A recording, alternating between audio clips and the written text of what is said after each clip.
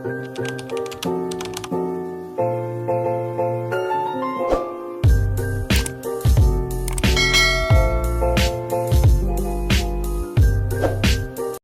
sa asawa ko, miss you. Plastic ng tao ko, no? Parang iba dyan, plastic. By the way, sabi ng asawa ko, may video raw ako at i-edit ko na lang. Para raw paglaki ng anak ko, mapanood niya to para makita niya kung gaano ka-sweet yung mami niya. Pero joke lang, hindi ako ganun. Charot.